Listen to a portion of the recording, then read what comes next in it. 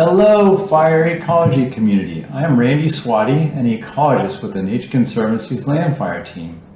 In this video, I'm going to walk you through our 2022 assessment of the historical fire regimes of the Green Mountain National Forest in Vermont in service to the land managers there. We'll look at how many acres of each ecosystem would have occurred historically, how many acres would have burned every year historically, then zoom in to some stands that currently have oaks in them.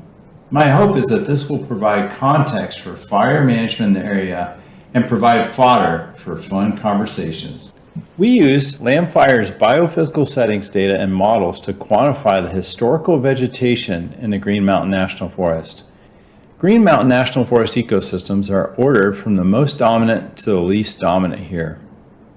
The most fire-adapted ecosystems are the Central Appalachian Dry Oak Pine Forest and the Laurentian Acadian Northern Pine Oak Forest. Historically, across the Green Mountain National Forest, annual acres burned totaled around 3,000 acres. All of this information is easily extracted from the LANDFIRE biophysical settings products. To get a better understanding of the importance of biophysical settings models, click the link on the screen in the right corner. These maps show the narrow corridor of ecosystems where fire was most dominant on the landscape. The dark pink areas had mean fire return intervals of around 6 years, with most fires being surface fires.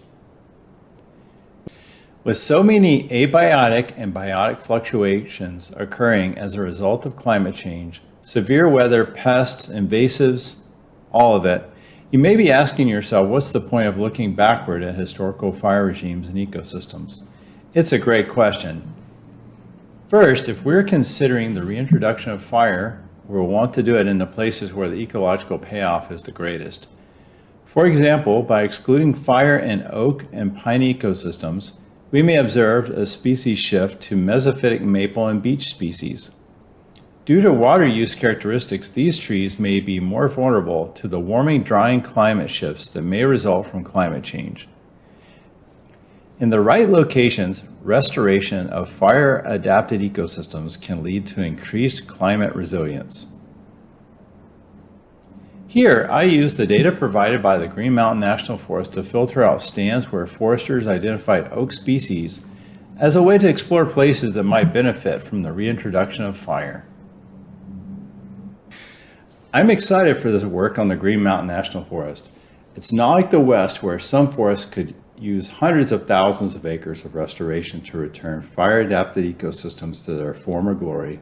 While challenging, this work seems doable. Also, these ecosystems are relatively rare in Vermont, making me wonder what surprises they hold and wanting to see them. I hope these charts and maps pique your interest and help to prioritize where restoration of fire-adapted ecosystems might be most appropriate and successful.